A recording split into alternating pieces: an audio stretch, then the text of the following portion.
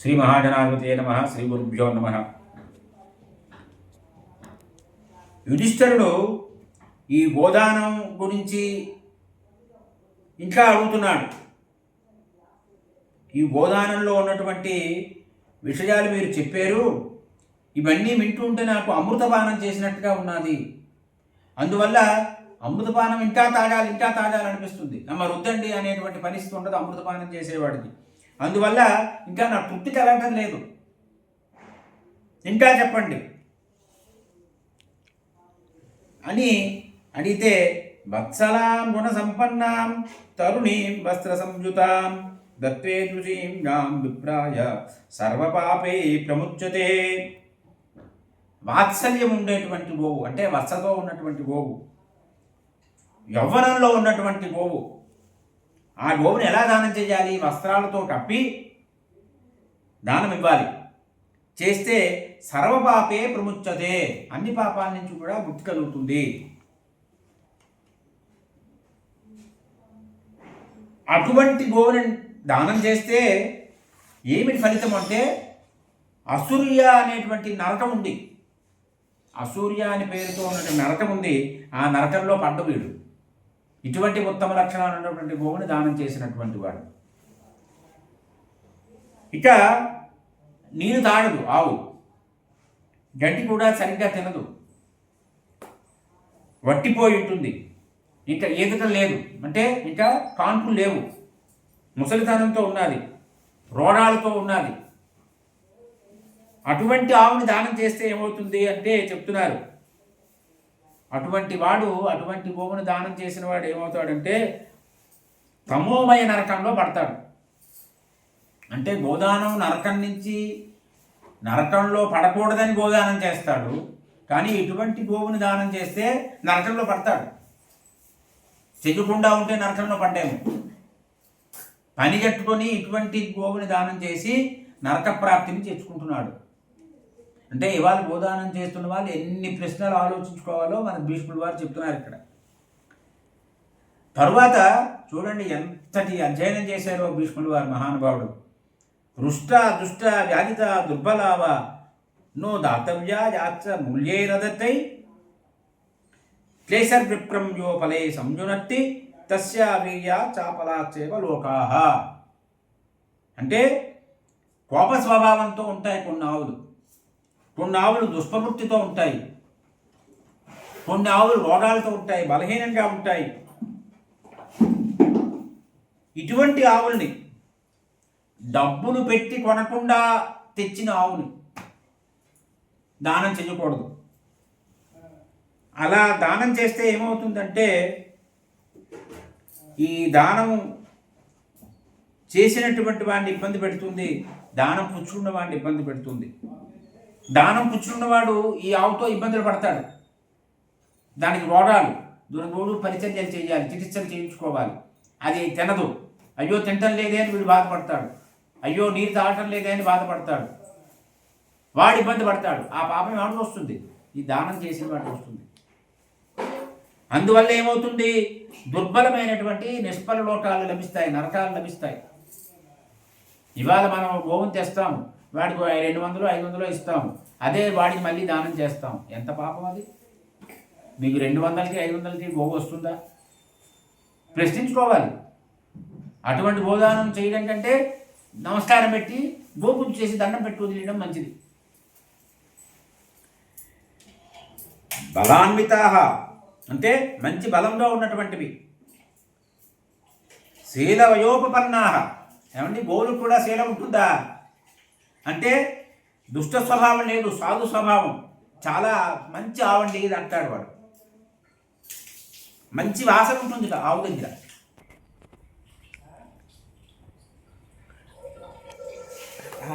Phone చేస్తాను. మంచి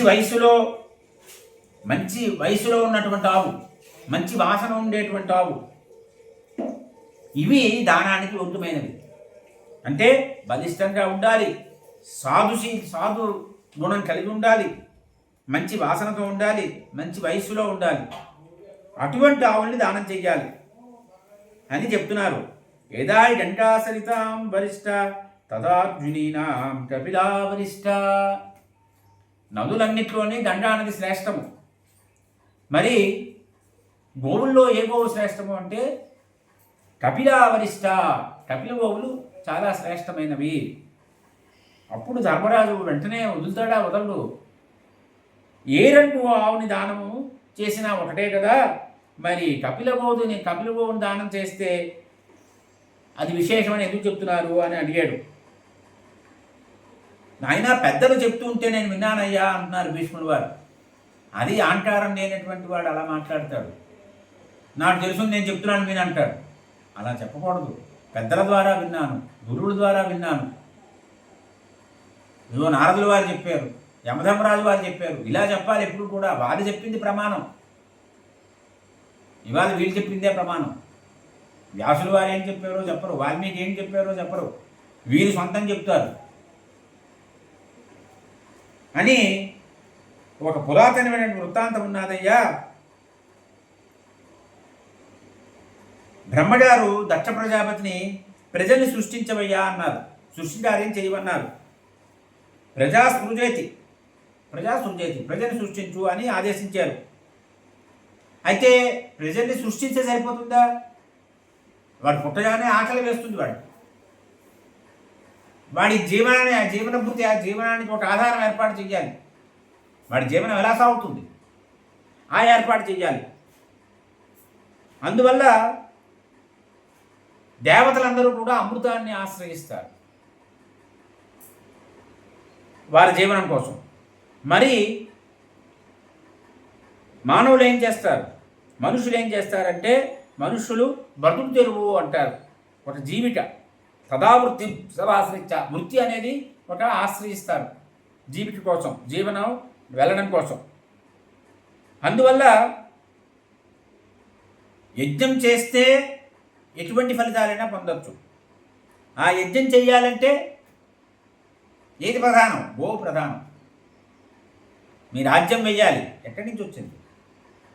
పాయసం వేస్తున్నారు, ఎక్కడి నుంచి వచ్చింది? ఆ యజ్ఞశాలను శుద్ధి చేయాలి, గోమయం ఎక్కడి నుంచి వచ్చింది? అందువల్ల గోవు ఉండాలి ప్రధానంగా. అందుకు ఇవన్నీ జరగాలి అంటే ఆద్యం దేవతాహారం, ఆద్యమే దేవతలకు ఆహారం. మనం ఇచ్చే హవ్యమే దేవతలకు ఆహారం, కవ్యం పితృదేవతలకు ఆహారం. అవన్నీ ఎలా వస్తాయి? గోమాత ద్వారా వస్తాయి. పుట్టిన వెంటనే అందరూ కూడా, ప్రాణులందరూ కూడా వృత్తి కావాలి, ఒక ఉపాధి కావాలి. పుట్టిన పిల్లడికి ఏది వృత్తి? తల్లి వాడికి జీవనాన్ని ఇస్తున్నారు. ఆ తర్వాత వాడు స్వయంగా వాడు నేర్చుకుంటున్నాడు అన్నీ కూడా. అందువల్ల ఈ బ్రతుకు తెరువు కోసమని ఈ ప్రజాపతి అమృతాన్ని తాగారట. అమృతాన్ని త్రాగిన తర్వాత దక్ష ప్రజాపతి అమృతాన్ని తాగారు. అమృతపానం చేసిన తర్వాత వారి దక్ష ప్రజాపతి నోటి నుంచి ఒక దివ్యమైనటువంటి సుగంధభరితమైనటువంటి పరిమళం వచ్చింది. దానితో పాటుగా ముందు సుగంధభరితమైన పరిమళం వచ్చింది, దానితో పాటు సురభిం ముఖజాం సుతాం, సురభి అనేటువంటి గోమాత వచ్చింది దక్ష ప్రజాపతి నోట్లోంచి. ఆయన నోటిలోంచి పుట్టినటువంటి కుమార్తె సురభి మాత, గోమాత. ఆ సురభి లోకానికి మాతృతులైనటువంటి సౌరభేయుని సృష్టించింది. ఇవన్నీ కూడా బంగారు వన్నెలో ఉంటాయి. ఇవే కపిల గోవులు. ఏ విధంగా సురభిమాత దక్ష ప్రజాపతి అమృతపానం చేసిన తర్వాత నోట్లోంచి వచ్చింది. ఆ సురభిమాత సృష్టి చేసింది సౌరభేయుణ్ణి. అవన్నీ కూడా కపిల గోవులు. ఏ రకంగా అయితే ఈ నదులు అలల నుంచి కూడా నురుగు వస్తూ ఉంటుందో అలాగా ఈ కపిల గోవుల యొక్క తెల్లని పాలు, ఆ పాల నుంచి కూడా నురుగు వచ్చిందిట. ఒకసారి పరమేశ్వరుడు నేల మీద నిలబడి ఉన్నారు. ఆయన అక్కడ ఒక దూడ ఉన్నారు. ఆ దూడ నోటి నుంచి కూడా నురుగు వచ్చింది, గాలి వీచింది. ఆ నురుగు పరమేశ్వరుడి తల మీద పడ్డారు. ఆయనకి చిన్న కోపం వచ్చింది. అంటే ఇవన్నీ లీల, పరమాత్మ లీల. ఆయన కోపం రావడం ఏంటి లీల. వచ్చి ఒక్కసారి ఆయన ఆ కపిల ఆవు దూడని ఇలా చూశాట. తత్తేజస్సు తతో రౌద్రం కపిలాస్తాపి సాంపతే నానావర్ణత్తమనయన్నో మేఘానివదివాతరః. సూర్యుడు మేఘాల్లో ఎన్నో వర్ణాలను ఏర్పాటు చేస్తూ ఉంటాడు, కలిగిస్తూ ఉంటాడు. అదే రకంగా ఈ రుద్ర తేజస్సు ఈ కపిలగోవుల్లో అనేక వర్ణాలను ఏర్పాటు చేసింది. అంటే స్వామివారు ఉరుగుపడ్డము, చిరు కోపం వచ్చింది, కోపంతో ఒక్కసారి ఇలా చూసేట, చూడటం వల్ల మేలైంది. ఇది అనుగ్రహం, పరమాత్మ అనుగ్రహం వల్ల ఆ కపిలగోవుల్లో అనేక వర్ణాలు వచ్చాయి, వర్ణాలు ఏర్పడ్డాయి. అప్పుడు కొన్ని ఆవులు అక్కడి నుంచి పారిపోయాయి. కొన్ని ఆవులు అక్కడ ఉన్నాయి. ఆ ఆవుల మీద పరమేశ్వరుడు దృష్టి పడింది, వాటిలో నానా వర్ణాలు ఏర్పడ్డాయి. కొన్ని ఆవులు అక్కడి నుంచి పారిపోయి చంద్రుడి దగ్గరికి వెళ్ళిపోయాయి, చంద్రుడిని ఆశ్రయించాయి. అందువల్ల చంద్రుడిని ఆశ్రయించిన ఆవుల్లో ఈ రంగు మారలేదు, ఏ రంగుతో పుట్టాయో ఆ రంగే ఉండిపోయింది. మిగిలిన ఆవులకి పరమేశ్వరుడు దృష్టి పడడం వల్ల ఆ రంగులు మారిపోయాయి, అనేక రంగులు ఏర్పడ్డాయి అక్కడ. అప్పుడు మహాదేవుడు చూశాడు, పరమాత్మ చూసి దక్షుడితో అన్నాడు, నాయనా నువ్వు అమృతంతో తడిసేవయ్యా అని చెప్పారు. చెప్పి నోర్చిష్టం విద్యతే గవాం, ఆవు దూడ పాలు తాగినా సరే అది ఉచ్చిష్టం కాదు, ఎంగిలి కాదు, దోషం లేదు అందులో అని పరమాత్మ ఇచ్చినటువంటి శాసనం అది. అలాగే ఈ చంద్రుడు అమృతాన్ని స్వీకరించి మళ్ళీ ఆ అమృతాన్ని ప్రసవిస్తాడు మనకి. ఆ చంద్రకిరణాల్లో అమృతం ఉంటుంది, ఆ అమృతమే మన పంట పొలాల మీద పడుతుంది, అదే మనకి అన్న రూపంలో అమృతపానం చేస్తున్నాం మనం. ఆ రకంగానే ఈ కపిలగోవులు అమృతం నుంచి పుట్టినటువంటి పాలను ఇస్తాయి. ఈ కపిలగోవు పాలు అమృతం నుంచి వచ్చినటువంటి, అంటే దక్షుడు అమృతపానం చేసినవాడు. అమృతపానం చేసిన తర్వాత ఆ దక్షుడి ముట్టల నుంచి వచ్చింది సురభిమాత. సురభిమాత ఈ సౌరభేయులందరినీ కూడా సృష్టించింది. ఈ కపిలగోవులు ఏం చేసేవి? చంద్రుడిని ఆశ్రయించాయి రుద్రుడు కోపగించుకున్న సమయంలో.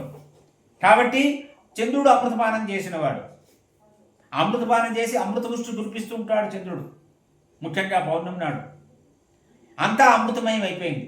కాబట్టి ఈ కపిలగోవు పాలు కూడా అమృతమే అని ఈ విషయం పరమాత్మ శంకరుడు ఈ కపిలగోవులు అమృతమే పాల రూపంలో ఇస్తాయ్యా అని దక్ష ప్రజాపతి చెప్పారు.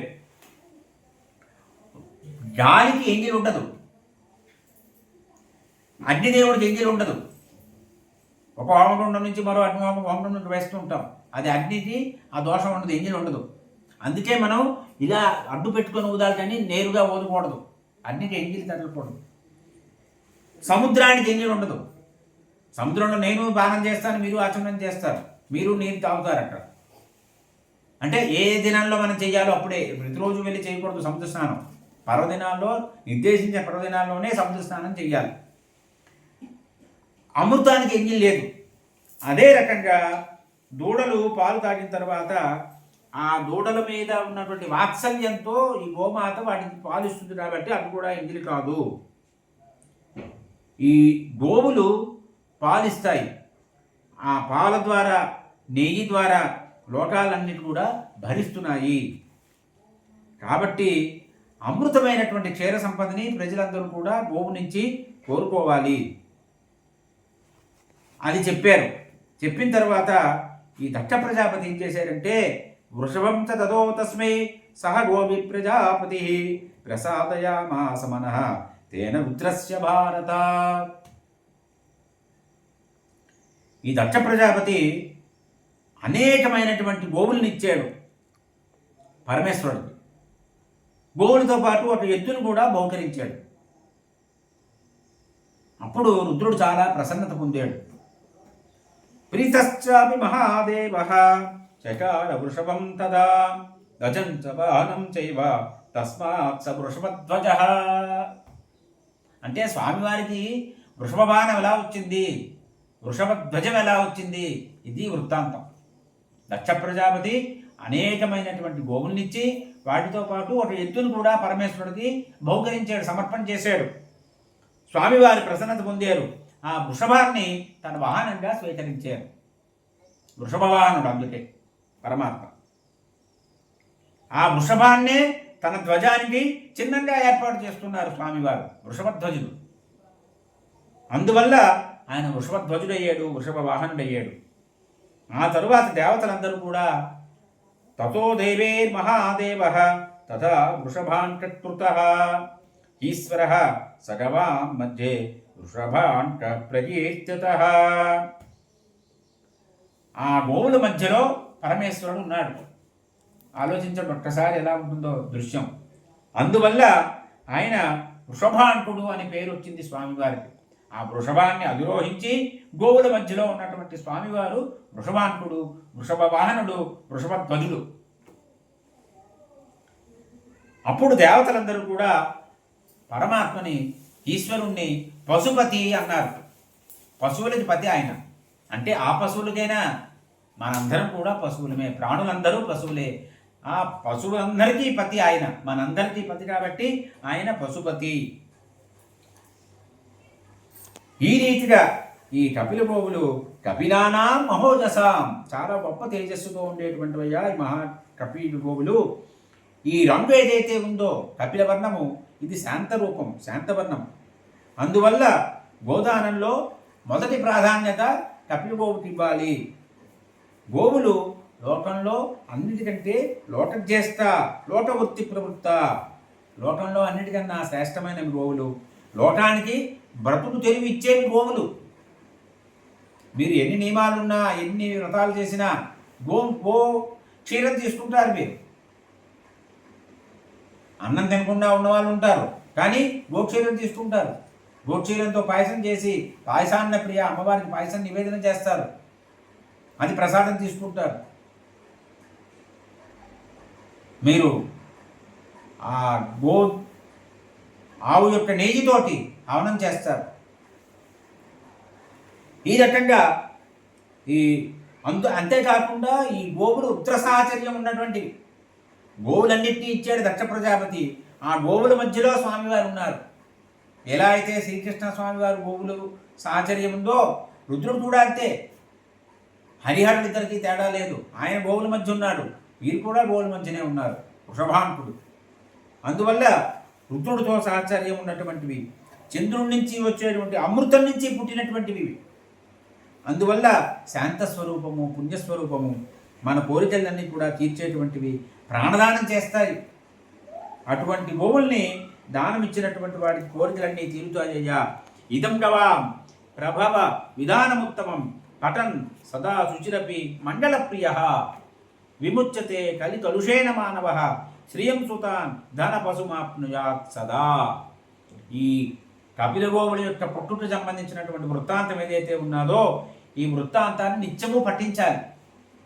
ఎవరైతే ఈ కపిల గోవుల యొక్క జన్మ వృత్తాంతం నిత్యము పఠిస్తారో అటువంటి వాడు అపవిత్రుడైనప్పటికీ కూడా మండల ప్రియుడే.